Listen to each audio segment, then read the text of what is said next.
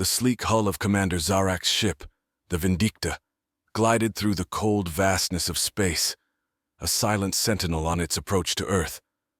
The mission was straightforward, or so it had seemed. The humans, an unassuming species confined to a single planet, were expected to be an easy target, a mere stepping stone in the Galactic Dominion's expansion. The scouting reports had painted a picture of disarray and trivial conflicts among the planet's nations, suggesting a quick and decisive conquest. Zarak, a veteran of numerous campaigns, had anticipated an effortless victory. His race, the Cathari, were known for their superior technology and ruthlessness in battle. However, as the Vindicta entered the Earth's orbit, an eerie quiet greeted the crew. The bustling radio communications and satellite transmissions that should have blanketed the planet were absent. It was as if Earth had suddenly gone mute. "Status report," Zarak commanded, his voice cutting through the silence of the bridge. Lieutenant Sill, his trusted second-in-command, manipulated the holographic displays with practiced ease. "Commander, all Earth-based communications are down. There are no transmissions, no satellite activity. It's as if they knew we were coming and ceased all electronic output." "Impossible," Zarak muttered under his breath. The Cathari's arrival had been calculated to coincide with the least technological activity on the planet, a time when their sudden appearance would catch the humans unprepared. "Scan the surface. I want a full report, military, industrial, and civilian signatures." The crew worked diligently, sensors probing the quiet world below. Minutes later, the results displayed on the main screen were baffling. "Commander, the scans are inconclusive," reported Ensign Terrell, confusion evident in her tone. "It's not just silent electronically. We're detecting minimal thermal and mechanical activity. It's as if... As if what?" Zarak pressed, impatience flaring. "As if the planet is deserted," Terrell finished, her voice barely a whisper. A tense silence fell over the bridge. A deserted Earth was inconceivable. The human species, though technologically inferior, was known for its resilience and tenacity. The notion that they could vanish without a trace was ludicrous, yet the evidence was mounting with each passing second. Zarak stood from his command chair, his mind racing. "Deploy reconnaissance drones. I want eyes on the ground. Sill, prepare a landing party. We're going down." As the drones descended through the Earth's atmosphere, the bridge crew watched the live feeds anxiously. What they saw only deepened the mystery. Cities, once teeming with life, stood empty. Vehicles lay abandoned in the streets. Homes and businesses were left open as if their occupants had simply vanished into thin air. The landing party's descent was quiet, the usual checks and communications strangely somber. When Zarak's boots hit the Earth's soil, the soft crunch underfoot was unnaturally loud in the silence of a major city's deserted downtown. Splitting up, they searched. Every team reported the same eerie emptiness. Playgrounds with swings moving silently in the breeze, coffee shops with cups still on the tables, screens in homes still flickering with the ghostly images of last broadcasts. Could this be an elaborate trap?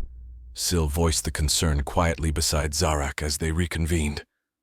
"It's possible," he acknowledged. As night cloaked the deserted city in darkness, Commander Zarak ordered his team to set up a temporary command center in what appeared to be a government building. The holographic maps flickered to life, casting an eerie glow on the faces of the assembled Cathari officers. Zarak peered at the screens, his mind whirring with possibilities. "Sill, have we accessed their global data networks yet?" he asked, focusing on the most immediate way to gather clues. "Partially, Commander. It seems most systems shut down or went into hibernation mode at the same time about 3 days ago.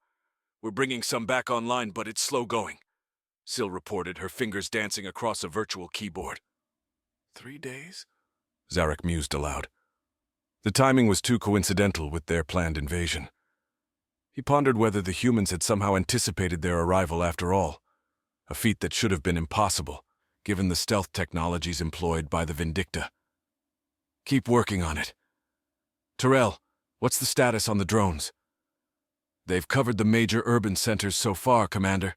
The pattern is consistent worldwide. Cities are intact, no signs of struggle or catastrophe.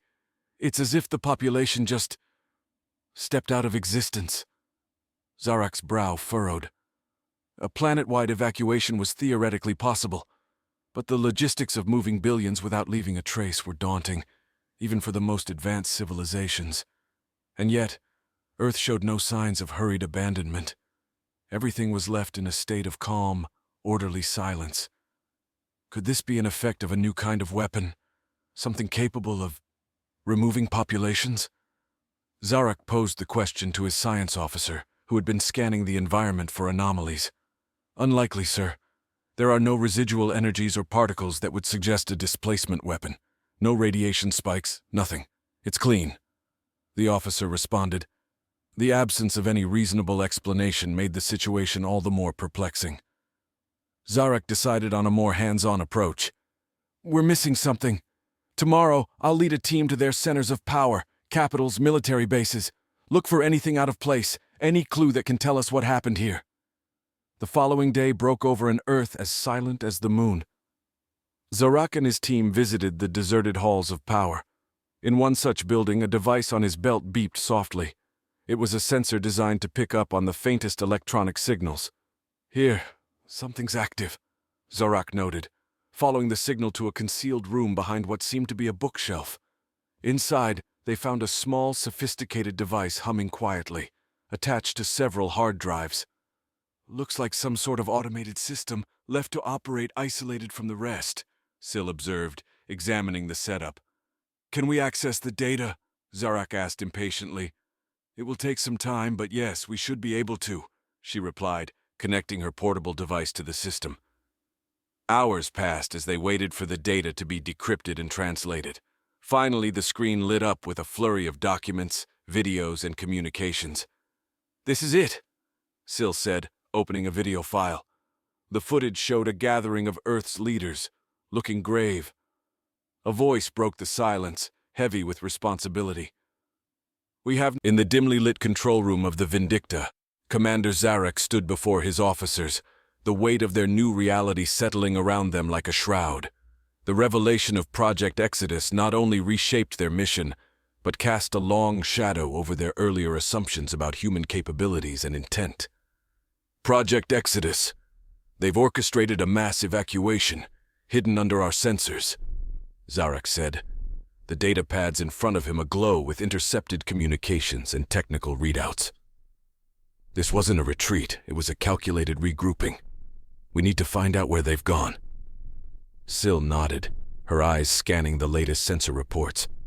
The trail won't be easy to trace. They've covered their tracks with a level of sophistication we didn't expect from humans. Zarak tapped his fingers against the metal table, his mind racing through scenarios. Reanalyze every piece of data we've collected. There must be a clue. A trace left behind intentionally or not. The team set to work, dissecting every byte of information salvaged from Earth's networks. Hours turned into days as simulations and models constructed possible paths the humans might have taken. Meanwhile, Zarak grappled with the strategic implications of their adversaries' actions. In the midst of their search, Ensign Terrell approached with a breakthrough. Commander, we've found something intriguing. It's a faint signal, almost lost in the cosmic background noise. It's weak, but it's there. A beacon. A beacon? Could it be a trap? Zarak questioned, his gaze sharp. It's possible, but it's also our only lead. The signal originates from a sector known for its volatile star clusters, not an ideal place for a new colony or a military base. If we adjust our sensors to this specific frequency, do it. Prepare the ship. We'll investigate this beacon, Zarak decided, his voice firm with renewed purpose. The Vindicta adjusted its course, engines humming as they set off towards the mysterious signal. The journey was risky. The sector was fraught with gravitational anomalies and rogue asteroids, a natural maze that could easily become a graveyard for unwary travelers. As they approached the coordinates, the beacon's signal strengthened, yet revealed little about its nature or origin. The crew remained alert, scanning for any signs of human activity or the telltale signatures of a trap. Finally, they arrived at the source of the beacon, a small, nondescript probe orbiting a dying star. The probe was ancient, seemingly adrift for decades. its origin unclear. "This doesn't make sense," Sil commented, perplexed as she examined the data. "This probe is old, far older than any recent human technology. It seems to be a relic from their early space exploration era." "But why reactivate it now and why here?" Zorak mused, his mind not satisfied with coincidences. The answer came when they downloaded the probe's data. It wasn't a message meant for them, but rather a time capsule, a collection of human histories and cultures meant to outlast humanity itself. Among the historical data, they found updated files, a deliberate addition that included coordinates not in space but in time. They want us to follow not just through space but to understand their journey through time. They're showing us their evolution, their resilience, Sil interpreted. Zorak considered this, his respect for humanity's cunning deepening. They're not hiding just to survive, but they're inviting us to understand them, perhaps to negotiate from a position of knowledge, not fear. The decision was clear. The Vindicta plunged deeper into an area of space that even the Cathari maps marked with caution.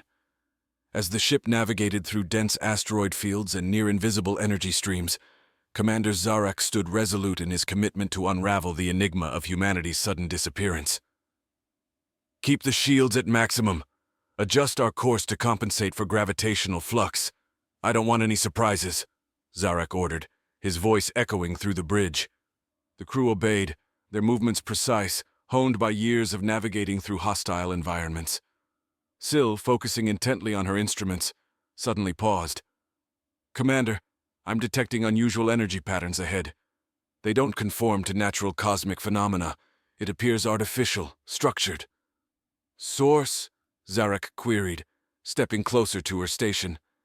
"It's a small system with a single habitable planet, shielded by a dense asteroid belt that's been manipulated into a defensive barrier. It's not naturally occurring. Someone engineered it." Zorak's eyes narrowed. "Humans. It has to be. Prepare for a closer inspection. We need visual confirmation."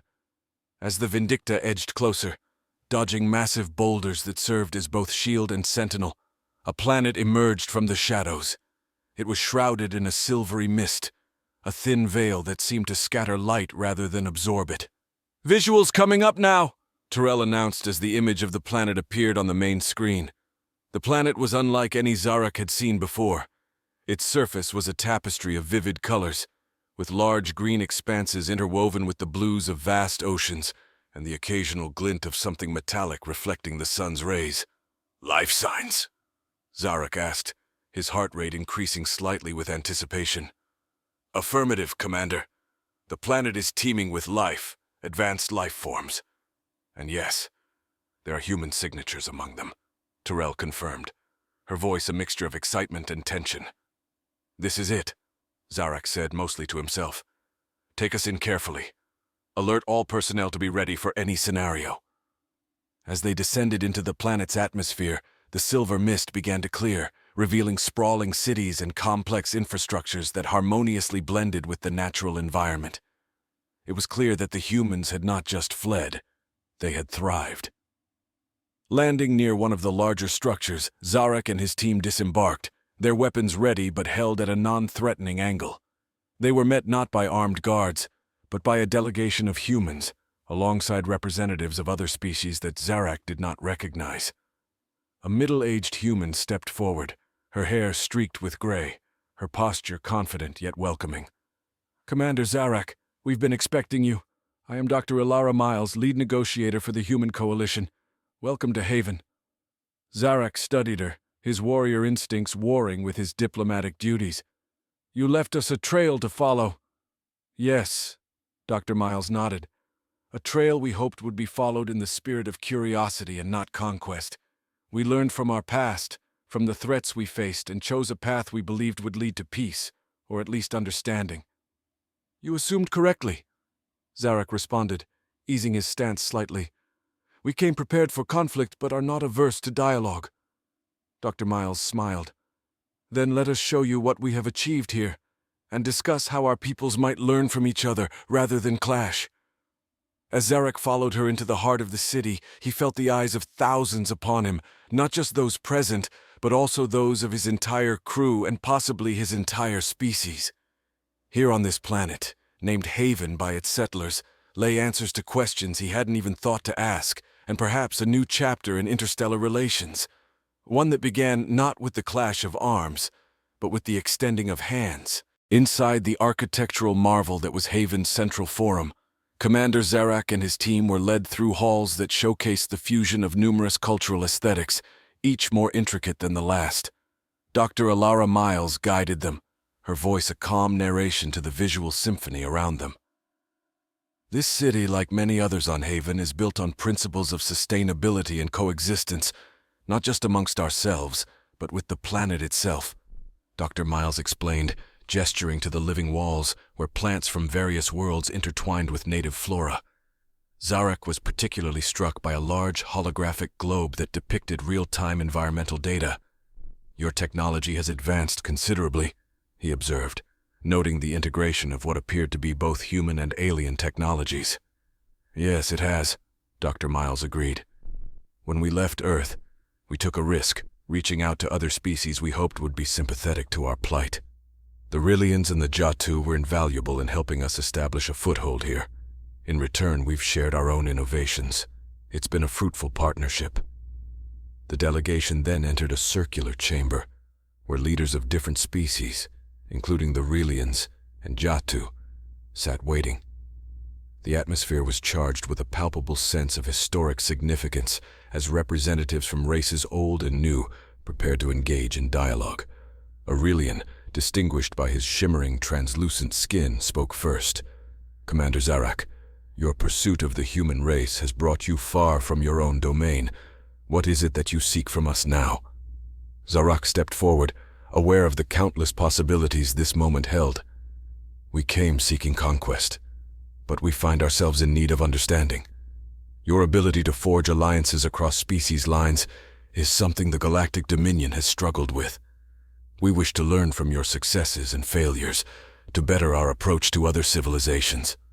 The Jatu representative, a being with faceted eyes and a chitinous exterior, clacked its mandibles thoughtfully.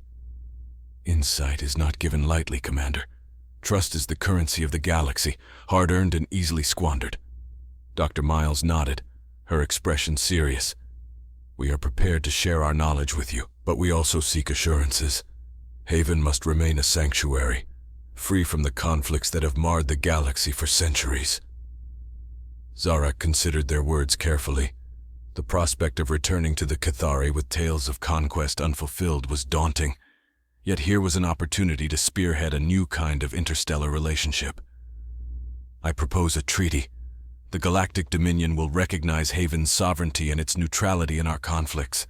In exchange, we will enter into a cultural and technological exchange. We hope to open a dialogue that might lead to a more unified galaxy." The discussions that followed were lengthy and complex, involving not just trade and treaties, but also cultural exchanges, mutual protection pacts, and agreements on the sharing of technologies. Every word spoken, every agreement drafted, was infused with the gravity of creating a new framework for interstellar relations. As the meetings drew to a close, Dr. Miles invited Zarak to view the sunset from Haven's highest tower, a symbol of the new dawn they were all hoping to usher in. Looking out over the city, with its lights twinkling in the encroaching dusk, Zarak felt a stirring of hope. "Perhaps this is the beginning of a new era," Dr. Miles mused, standing beside him. "Perhaps it is," Zarak agreed, his thoughts already turning to how he would explain this shift to his superiors. But for now, he watched the sunset, its beauty a silent witness to the changes that might soon sweep across the galaxy. As the first light of dawn began to touch the horizon, the atmosphere in Haven was electric with anticipation. The treaty, a document of unprecedented importance, lay ready for the final signatures that would cement this new alliance. Commander Zarak stood with Dr. Alara Miles in the Grand Hall of the Central Forum, flanked by representatives from the various species that had come together to form this remarkable coalition. The Cathari delegation, alongside the human, Rillian, and Jatu leaders, faced the assembly of diplomats, scientists, and civilians who had gathered to witness this historic event. Zarak took a deep breath, feeling the weight of his responsibilities, but also a newfound sense of possibility. Dr. Miles, sensing his moment of reflection, spoke softly. "You're about to change the course of history, Commander. This is just the beginning." "Indeed," Zarak replied, his gaze steady. "Let's ensure it's a future worth striving for." The ceremonial process began with the reading of the treaty's preamble, outlining the principles of mutual respect, non-aggression, and shared advancement. Each section of the treaty had been painstakingly crafted to address the needs and concerns of all parties involved, a testament to the careful diplomacy that had brought them to this point. One by one, the leaders stepped forward to add their signatures to the treaty. The Rillian representative, with his shimmering skin catching the light, signed with a flourish. The Jatu leader, his chitinous form imposing yet serene, followed suit. Dr. Miles, representing humanity, signed with a steady hand, her expression one of quiet determination. Finally, it was Zarak's turn. As he took the stylus in hand, he paused for a moment, looking out at the assembled crowd. He saw faces filled with hope and curiosity, beings of different worlds united by a common desire for peace and progress. With a decisive stroke, he added his signature to the treaty, completing the process. A ripple of applause filled the hall, growing into a thunderous ovation. The sound was a symphony of approval, a collective exhalation of breath held in anticipation. For the first time in his career, Zarak felt a sense of unity that transcended conquest, a profound connection forged through shared aspirations. As the applause subsided, Dr. Miles addressed the assembly. "Today we have taken a significant step toward a brighter future. This treaty is not just a document, it is a promise to work together, to learn from one another, and to build a galaxy where diversity is celebrated and conflicts are resolved through dialogue, not warfare." Her words resonated deeply with the audience, many of whom had experienced firsthand the devastation of interstellar conflicts. The treaty represented a beacon of hope, a symbol of what could be achieved when different species chose collaboration over confrontation. Following the ceremony, Zarak and Miles were approached by a young human scientist, her eyes shining with enthusiasm. "Commander Dr. Miles, I wanted to show you something," she said, leading them to a nearby lab. Inside, a holographic projection displayed a new starship design, an elegant fusion of Cathari, human, Rillian, and Jatu technologies. "This is the first project we've been working on together," the scientist explained. "It's a symbol of our new alliance, a vessel that embodies the best of all our worlds." Zarak examined the projection, impressed by the ingenuity and creativity it represented. "This is remarkable," he said. "It's a tangible..." In the days that followed, the effects of the treaty began to ripple outward. Trade routes were established, research initiatives launched, and cultural exchanges planned. The once deserted Earth, now a historical site and symbol of human resilience, was visited by scholars and diplomats eager to understand the origins of this new chapter in galactic history. For Zarak, the mission had transformed beyond recognition. He had come seeking conquest, but he found something far more valuable, a chance to build a legacy of peace and cooperation. As he looked out over Haven's bustling cityscape, he knew that the real work was just beginning, but it was work he was ready to embrace with open arms. In this moment of profound change, the future seemed not just hopeful, but achievable. The galaxy was vast, and its inhabitants diverse but united by a common purpose. There was no limit to what they could accomplish. And with that thought, Zarak felt a sense of fulfillment he had never known, ready to face whatever lay ahead with newfound allies by his side.